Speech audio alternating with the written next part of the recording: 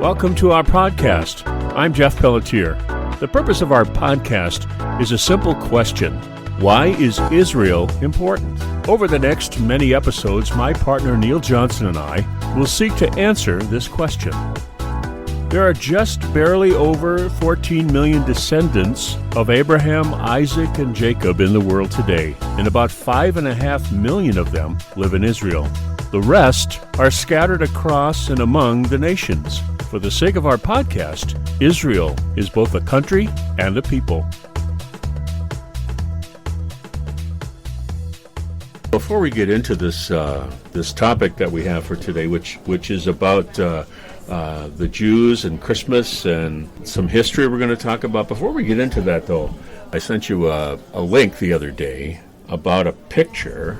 Oh, yes. About right. a picture of Jesus called Jesus Weeps. Oh, yes. Right. Right. And $6.4 million somebody paid for this picture of Jesus. Goodness. Right? And we both looked at the picture, right? And we thought, well, this Jesus went to Yale. Yeah. Right? Yeah. Yeah. He was a white guy. Right. Right? Yes. And he had the mustache and everything, and he was sad. Mm-hmm. But, he wasn't at all looking Semitic or Jewish. Yeah, right. And so that's kind of like an indication of what we're going to be talking about today. We're going to brush on that idea and other ideas as we talk. But you wrote me an email, Neil, that was interesting about your experience with Jews this Christmas. Right. And I just want to kind of start with that because Sure. I thought that was interesting. So Okay, what did you notice? Well, I noticed that the day we're in is quite fascinating, both with the picture you talked about and with the sort of broadcast email that I was on the list and received with a number of prominent rabbis who wished Gentile Christians a Merry Christmas. Wow. Yeah, it's quite a fascinating day we're in. Touching on both topics, the one with the picture, you have to remember and realize, for bad and good, people tried to make Jesus culturally relevant, and they only had certain ways to do this back in the Middle Ages and so on, and that was by artistic renderings. So, of course, they wanted to make the common man identify with these stories and these people and these patriarchs, and they had to be what people were used to seeing. Today it's interesting because you can swing the pendulum back the other way, which everybody wants only the rabbinic Jewish words or pictures or types. So I always look at both and say, okay, both are valuable for what they are and for what they were, as long as you keep that in perspective. And in that same vein then, I found it fascinating that in our day, a number of traditionally Orthodox rabbis would say to Christians after all these years, wow, that's an amazing thing to say Merry Christmas to the Gentile world. So it's almost, we don't know for sure, but it's almost like there's a movement towards each other. Right. Right? Well, there is a movement toward each other. Well, that's what we need, right? Right. More of that. Well, and as you know, our looking around the globe, we can see there are literally thousands, if not millions of people who are reading their Bibles, who have a real experience with the Jewish Messiah, right? They recognize that, yes, we painted him up in the Middle years as a European because the gospel predominantly was spread through the earth by the Europeans and so on. But it's out of sync if you take that out of context of, but he is a Jew. We're supposed to bless and pray for Israel and the Jews, and we are supposed to be together and aligned with Israel. So it's just a fascinating day we're in to see, wow, that actually is happening. It's not looked at as a strange event on both sides of the question. Yeah, it is. And so just to kind of sum up what I heard you say is Jews are looking at Jesus, right, and they're looking at Christians, right, and Christians are looking at Jews, right, and looking towards Jews and what they care about, and they're noticing that it's not altogether different. Right, and we're finding on both sides of the equation, which is quite amazing after persecuting Jews for so long. You can't blame them for certain things, but certain reactions, people being people. Yeah. But Christians are looking at what they've been taught and what they've accepted traditionally and historically and saying that's totally out of sync with these written documents that I'm holding on to. Conversely, which is equally, if not more amazing, because, Paul said that it was like a veil over Jewish people's eyes, they are re-examining at least the idea that, hey, this guy, right, because he's not their Messiah in mass, but this guy was a Jew. He was one of us. Yeah. He was a first-century rabbi, Orthodox, totally familiar with the temple, the temple sacrifices, the religious ritual of the day, as it were, culturally, everything. And they're starting to re-examine, well, wait a minute, why are we just letting the Gentiles, as it were, paint him up? Why don't we reclaim him as our own? And, Jeff, one of the most amazing things about that to me is, who's really, really helping that idea is the Palestinians. The what? The Palestinians. The Palestinians? Yeah. What's a Palestinian? Yeah. This is a group of people who have claimed what sounds like an ancient name to give themselves validity in the Middle East and in Israel specifically. I see. And they have been saying that Jesus was a Palestinian. Oh, wow. He wasn't a Jew. He was the first freedom fighter. Oh, and I see. he's just like them, or they are just like he, or whatever. And Jews are saying, wait a minute. Now, this is what's interesting, that Jews are now compelled to defend the fact that Jesus, whom they've rejected for all these years for all kinds of reasons, right? Not the least of which was Christian persecution. Right. Wait, what do you mean he's a Palestinian? You're trying to use him as a martyr, and we killed him, and he was really you. He was a Jew. So it's such a muddled mixture of stew we have being stirred these days. Of course, you have to not read the Bible to call him a Palestinian, right? You have to, because he went to the temple. He was a rabbi. Sure. He was a Pharisee. Right. He was at a mikvah. Well, we got a Jewish name. Surely. Well, yes, of course, Jeff. But you and I both know that we live in a day and age, especially where historical accuracy does not matter. Yeah. That calling up down is good if you want down to be up. Yeah. It's all good. Yeah. And nobody's offended in certain circles if you say something that bad is good or good is bad at all, or historically accurate. It's strictly what are the facts on the ground, and can we appropriate something for ourselves? And certainly the world powers do not care in the least. Now, our audience may be slightly different, but they don't care in the least for the welfare, the commonwealth of Israel. It makes me, Neil, that comment that you just made about history and how it's irrelevant in a sense, makes me celebrate the pain and the suffering and the discipline that went on to preserve the Bible. Right. Both the Old and the New.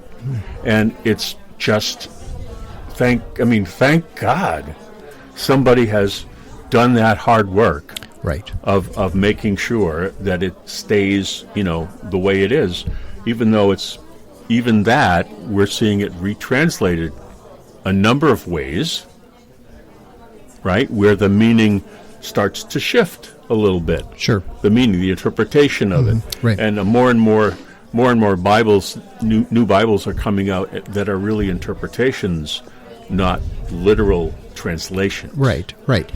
And everything has its place.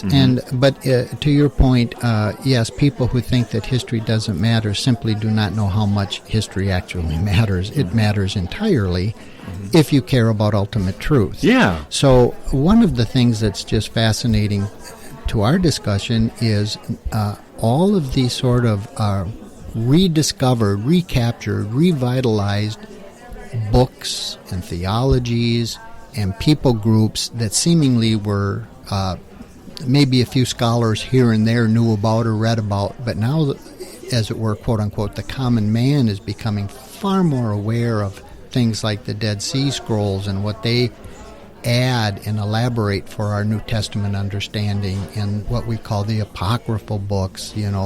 People used to get all bent out of shape whether they were good or bad. Well, they're filling in all kinds of gaps.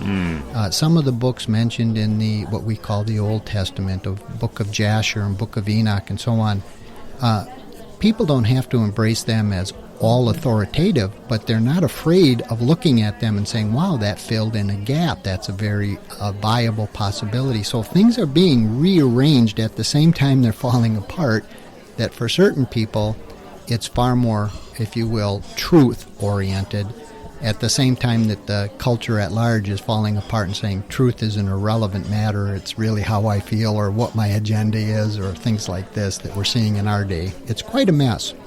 Neil, let's talk about some of the distortions that exist about Jesus. Well, if I were to try to put myself into a traditional Jewish mindset with sort of, I may not be ultra-Orthodox in that I do all of the correct washings and bowings and recitations and so on, but let's say I'm a decent sort. I believe in the Bible, and I am a traditional Jewish person. Well, first and foremost, you have to remember that there's all kinds of distortions in Christianity. For instance, Jews can look at us and say, well, they celebrate the birth of this Savior on the same day that they have a Santa Claus. Now, I have no problem with Santa Claus, unlike some people who are right, who everything is just ultra serious. We have Christmas trees and everything else. As I told one religious person once who asked, "How can you have a tree in your house?" I said, "A tree, yeah.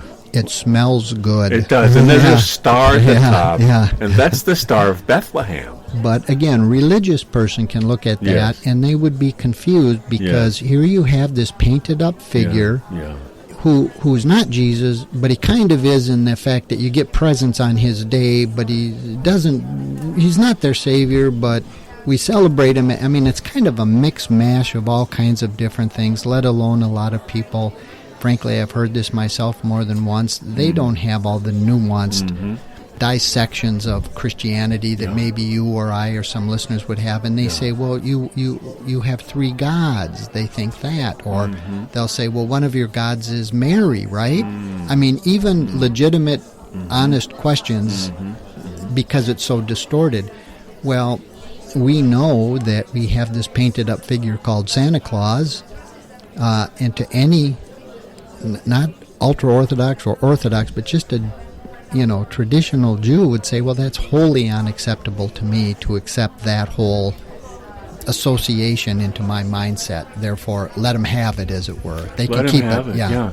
So it is bizarre. I think Santa Claus is a cultural phenomenon. It came through the invention of somebody who thought it was a good idea. Well, Saint Nick or whatever. Goes back. Sure. So, but it evolved over the years from Saint Nick to Santa. Right. And Santa is, I think it's the Spanish word for saint.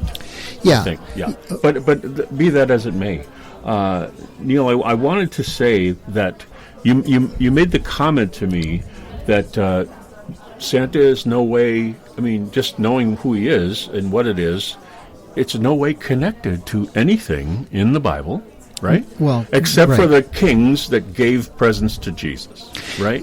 Yes. It's connected to that in a little way. But you know what I noticed about Christmas that's interesting? Is that, Thanksgiving is a time when we give thanks. And that's a good thing, right? Being thankful. And what am I thankful for this year? And Christmas is a time of giving. And if we give well, right, we cannot give well, right? We can give stuff that are stupid or whatever, blah, blah, blah, blah. But if we give well, it can be a beautiful thing. Yeah, and again, the point of that was strictly to say, Jeff, that we, non-Jews living in this culture, we can dissect and separate, say, I am a believer, I'm a believer in God, I'm a believer in Jesus as his Messiah, blah, blah, blah. And I can sort out and separate Santa and how it came in and still appreciate that and still even enjoy it.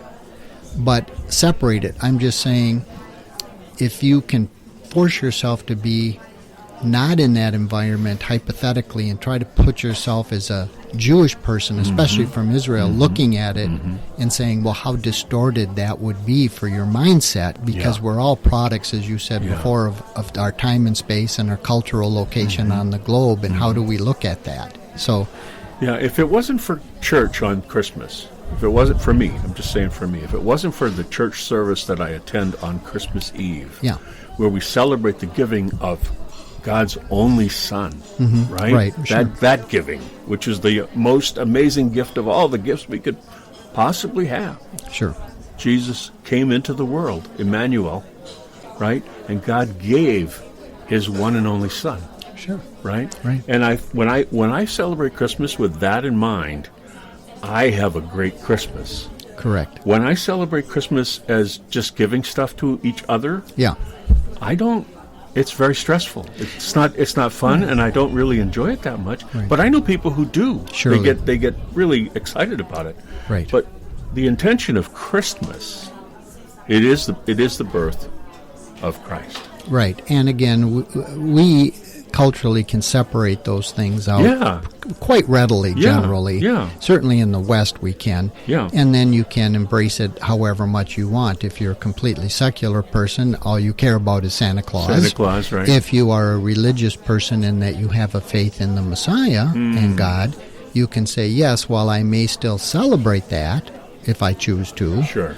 And appreciate it nonetheless, I can separate it. It's just that viewpoint looking at, as our example once was, when the brothers that became Israel came to see Joseph, and he was the painted foreign, God, basically, and they didn't recognize him. That's a picture of our day that's being cleared, and that veil is being washed away when Israel went down into the world. We've all often said Egypt is the world. That's the synonym. That's the type. They looked and saw this painted Egyptian, Santa Claus, if you will. There you go. Right? And they said, what is that? We've got nothing in common, but we need to be here. Right? And certainly, as the story goes, we see a lot of parallelisms with our day, and eventually the painted Egyptian Joseph revealed that, hey, yes, I am painted up, but it's just paint. I am one of you, and I'm your brother, and they embraced, and so on. There you go. That is a type of our day of being confused. Wow. So you mentioned this a couple times about Messiah, and you mentioned once about being a messianic believer, and that caught my attention. Sure. What's a messianic believer as opposed to another kind of believer? Right, and that's a good question, because a lot of times people get lost in terms, because terms that are familiar to one person are unfamiliar to another person. So in our day, we have a group of people who are Christians for the most part, but call themselves messianic, which is fine, but they are historically and traditionally believers in Jesus as the Messiah, but they call themselves Messianic Jews. Now, the fact of the matter is, most Messianic Jews are Gentiles in that Messianic movement, and for the most part, they observe a lot of traditional rabbinic liturgy and trappings, if you will, not meaning that disparagingly, but putting on tallits and so on during the service. Now, for the most part, though, Jeff, if you want to really say what's a messianic, everybody who has any faith in God at all is messianic, because you're waiting for the Messiah. So whether you're Christian or Jew, you're waiting for the Messiah. You're waiting for the Messiah. Now, for Jews, there are many Messianic Jews, because in Israel, especially today, there's this huge groundswell of incredible movements in Israel. Most Christians don't even know the prophecies and the manifestations, and it throws your theology, generally speaking, for many Christians into a tailspin, because so many things are happening in the restoration of Israel that are messianic, even though they haven't said, and Jesus is the linchpin, right? But it's coming. They're having to defend him, as we said before, because the Palestinians are trying to take him too now. So it's quite an interesting thing. There are many Jews who are messianic in that they are waiting and looking for the Messiah, but they have an opinion as to what he will be, just as church people think their opinion of what he will be when he comes. And often they're completely at odds. Most Christians who are Messianic, they think, to be kind of funny, he's going to be a 6'4", blonde, blue-eyed Scandinavian who will come and set things right. And Jews are waiting for a power broker. Or German, right? Yeah, or German, right. Well, which is the first. Yeah. So that's to me is very, very, very interesting, and it reminds me of the quote by the famous philosopher Voltaire. And Voltaire was not a Christian; he was an atheist. Yeah. And he said, God created man in His image, and man returned the compliment. Right. Exactly. Invented God in man's image. Right. And I think that's pretty true for most people. Everyone has a God that agrees with them. Yeah, I mean, in our day, Jeff, thank God, at least till now, if you go anywhere and you disagree with that particular Baskin-Robbins flavor of the month ice cream, as it were, for churches, you just go to the one 2 blocks further, right? Sure. And it's unavoidable that you will, to a certain degree, be influenced by your cultural milieu, as it were. You're going to read that based on where you are today, how you've experienced things, and so on. And that's true for the Gentile world as well as the Jewish world. You are going to filter a certain way. Now, the only thing that separates those of us that have a real belief system in the Messiah and in the Jewish documents looking for God is that we say, wait a minute, if I see something that trumps my preference or my predilection for an outcome or my type of Messiah, I'm going to go with what it says as best I can. But even at that, we're all tainted until Messiah fully manifests. And as we always say, Jeff, he will be Jewish, but everything will be different, both for the Jew, they're going to be stunned, and so is the church, who thinks we're going to get it a certain way, and he's going to come like this, and we're going to do this, and it's going to be like this, and we're all going to be surprised. So I noticed you're talking about being a messianic believer here. We're talking about that, and I want to make a point that I'm not. I don't want people listening to think that I'm being critical, because it does sound like I'm being critical. What I'm trying to do in this conversation is provoke learning. That's what I'm trying to do. So if I'm saying something that makes you mad, go look it up. I mean, go read about it. And if I'm wrong, tell me.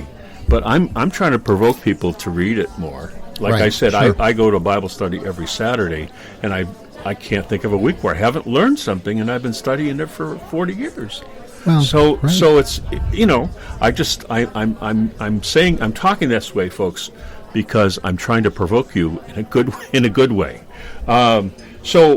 But this idea of messianic, Neil. Yeah. I noticed the Jews don't put a the. They say until Messiah comes. Right. Messiah will come someday. Right. They don't say the Messiah. And I'm interested in if that means anything. Because Messiah literally means salvation. Right. Yeah. Right? Yeah. And are they saying when salvation comes? Well, again, it's as nuanced and varied in the Jewish world as to what the expectations, hopes, fears, desires are as the same thing in the Gentile world. We all go to bed at night with the same hopes, dreads, fears, regrets, neglects, everything, and it makes us our composite thinking. So there is a basic expectation of Messiah among Jews, if you can say, okay, let's talk basically and generically, that he will make things right. And the reason that they say Jesus could not have been him is because look around, everything is anything but right. So right there we start out at kind of odds with each other, but it's being reshuffled. Thus our discussion today. The rabbi saying, "Hey, Merry Christmas," and Gentile Christians saying, "You know what? I've got a particularly thorny theological issue, and I'm going to write to Rabbi so and so." And just see what he says. I'm not saying convert to rabbinic Judaism, but they have a lot of vestige of knowledge that goes so far back and so deep, even though I might disagree for a great number of reasons historically and so on, just like I do with the church. It matters not. It's just my opinion. But both sides of the equation are saying, wait a minute, they have some knowledge here. They have some insight. I didn't even know that was a way of looking at it. And on their side, they're saying, wait a minute, Jesus was a Jew. Hey, maybe we should recapture him. Why let the Palestinians have him? Sure, they painted him up and made him a Scandinavian or a Santa Claus, but where did we see that before? And that's our favorite thing. Where did you ever see that before in the Bible? Well, we saw it at the very beginning book that encompassed redemption, where the brothers, the Israelite brothers of the tribes, came down and stood before this painted creature that spoke a foreign language, acted a foreign way, looked a foreign way, had nothing to do with them. This is what they think of as Messiah today, and it's coming together. It is coming together. Praise God, it's coming together. So what do you think about? I know you talked about there's nuances and so forth, but to me it stands out when I hear a Jew talk about Messiah. Right. And she doesn't say the Messiah. They say when Messiah comes. And I'm just wondering if they understand what they're, what by the absence of an article, definite article, do they understand the leaving of that out can create, an interesting view. But here's why it matters to me. I think it's a good thing, and you and I have done this in conversations many times. It's a good thing to want to know what you believe and why you believe it. Right. There's a lot of people who believe, but they believe what they've been told. Sure. Right? Or they believe a book that they read. Or so critical thinking is saying, what do I believe? Right. And why do I believe it? Mm-hmm. Sure. And I think that's the best way to find the truth, because you're owning your opinion. Right, and I agree with you, but it's not inconceivable that if your experience of whatever it is just automatically and off the cuff and out of the chute, you can dismiss a certain theological perspective. Yeah. You can't be blamed often for that. You can be if you've been exposed to a number of things, and then you have to sort through it to see what makes sense. Exactly. But if somebody has wiped out your family, hundreds and hundreds of years of persecution and forced movement, I mean, why in the world, unless I was psychologically impaired, and you could say maybe more than I am, but psychologically impaired. I don't have to. You just said it. Yeah, Go ahead. Yeah. Why would I want to take what somebody who persecutes me and says and forced me to believe it at different times in the past and took our children, all these horrific things that the church is guilty of en masse. If you say it wasn't me, okay, that's fine, I agree. But if you say the church life did these things, you can understand why they would arbitrarily just dismiss the Messiah and say, hey, I'm sticking with my group who says we're waiting for Messiah to come. And they're looking for a wholly different Messiah. It's almost like the first believers in Acts. They asked Jesus straight up. I mean, they have part of it very correct, and that is, will you at this time restore the kingdom to Israel?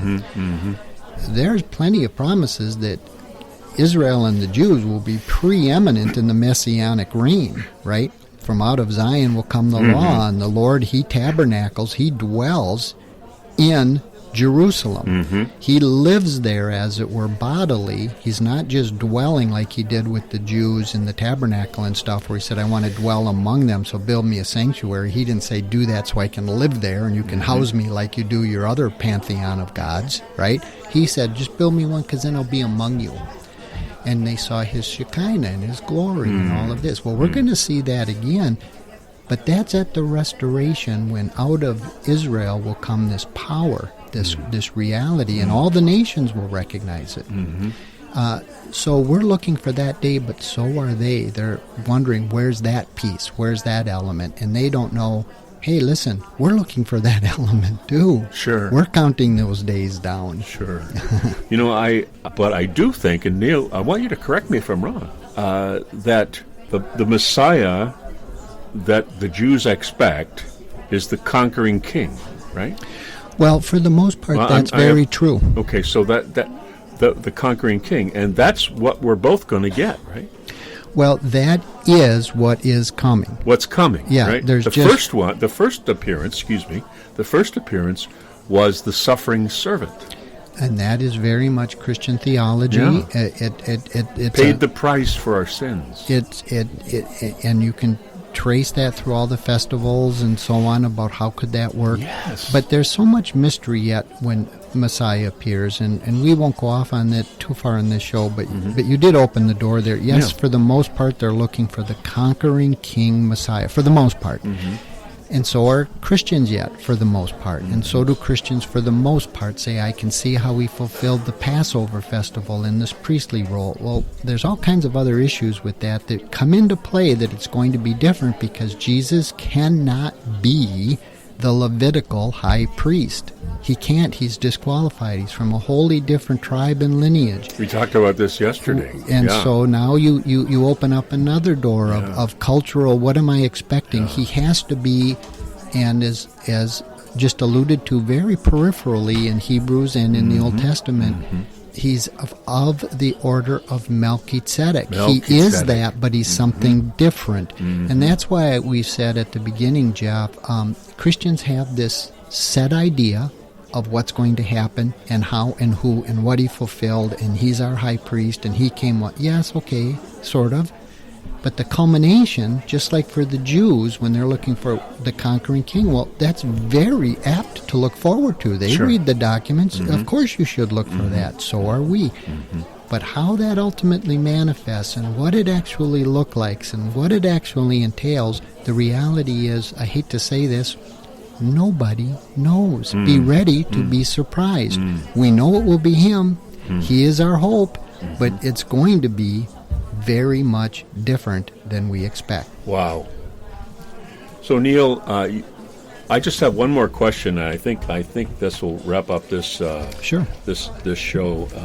But I don't, we talked about in our second show, we talked about why we hate the Jews. Yeah. And we kind of touched on it, but it's a good question. It's a good topic. But the Jews, the nation of Israel, as it sits right now, is constantly in danger and surrounded by people that want it destroyed, right?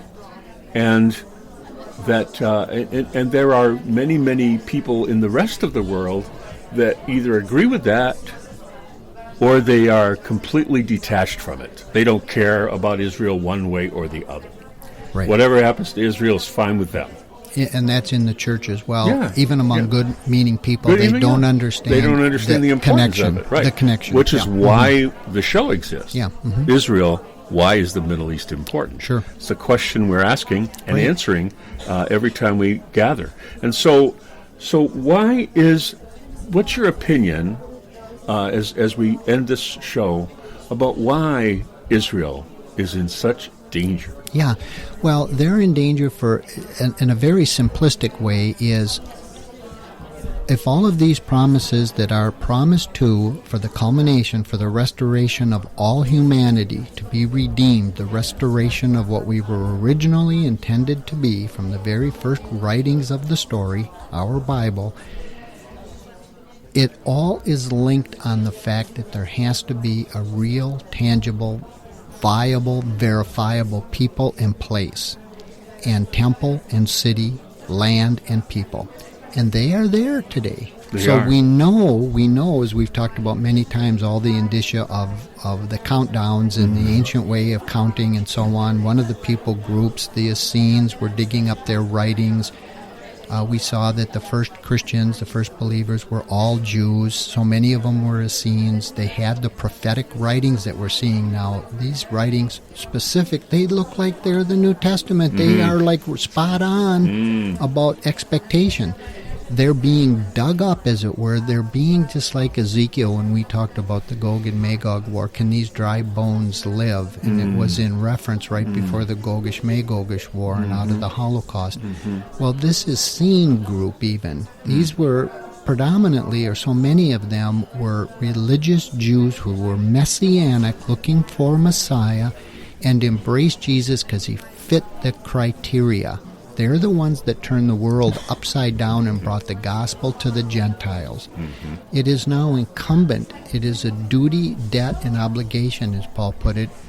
And he was the apostle to the Gentiles. For you, speaking to Gentiles, me, to come and bring the gospel back in a tangible way to the Jews, to make him identifiable, not a painted-up Joseph, but a Jewish Messiah with all kinds of roles that we don't understand yet, who will fill the order of Melchizedek, which will be different than the Jews, different than the Gentiles are looking for. But we have these writings, and they're all being dug up.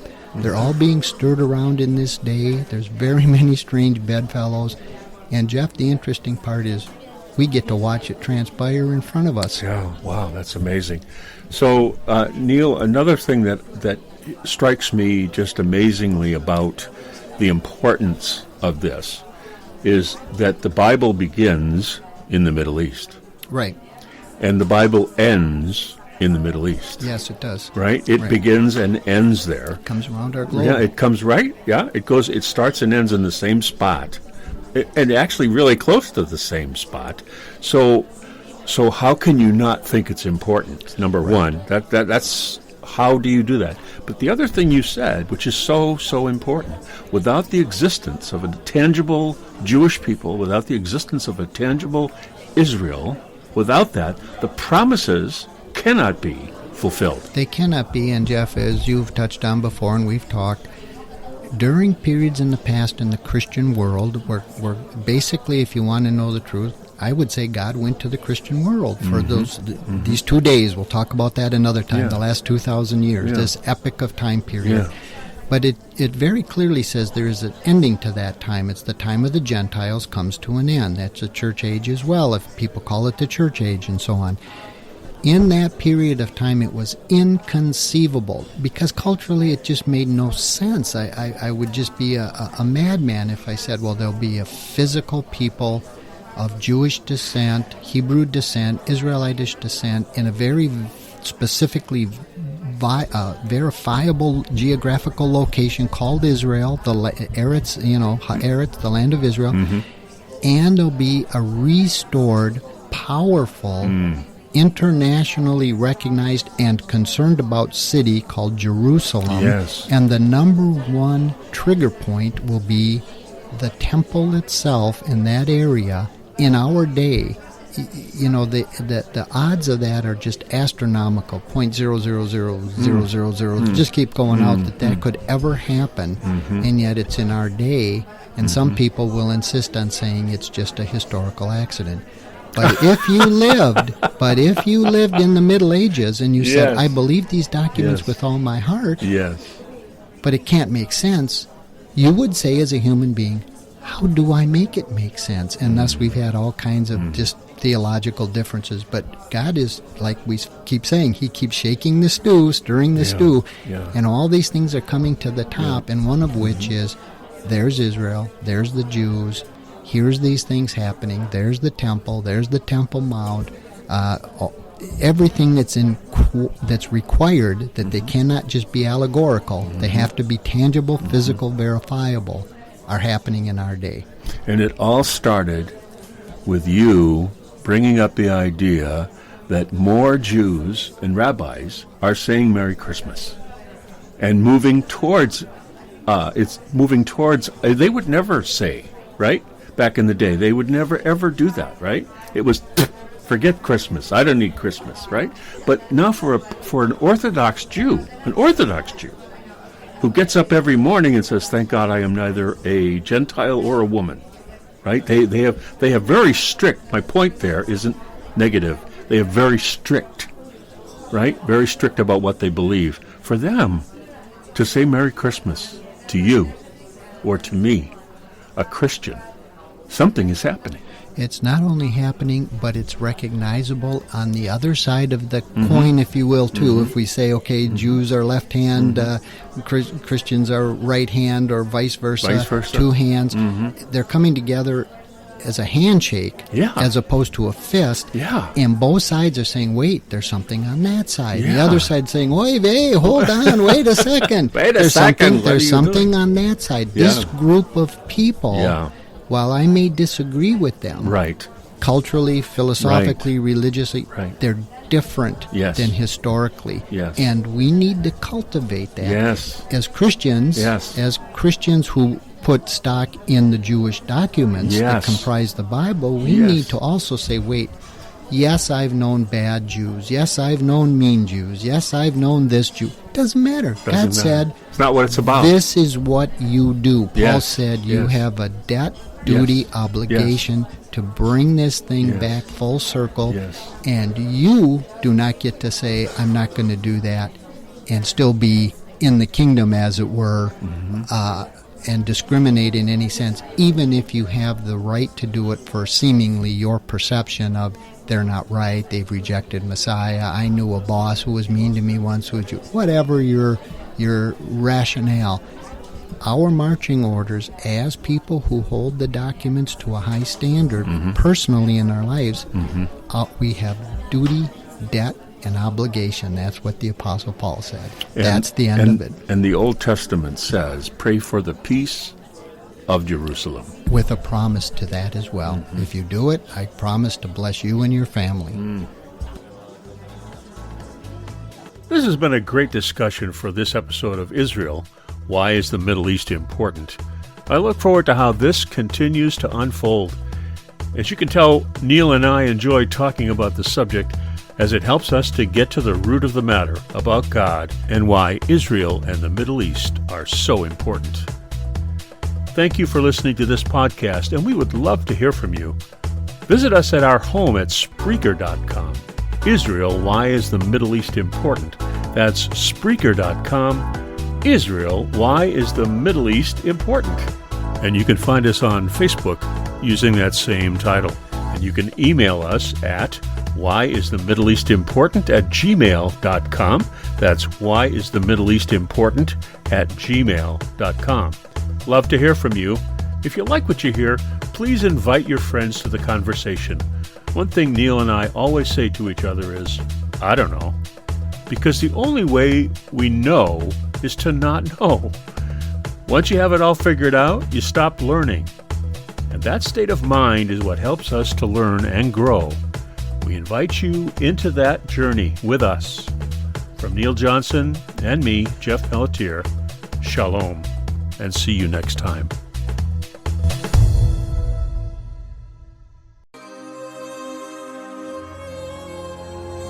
יברכך אדוני וישמרך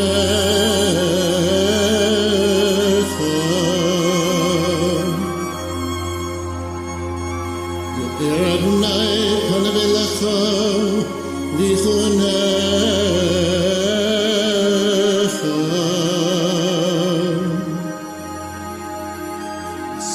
ויחונך פניו אליך וישם לך שלום.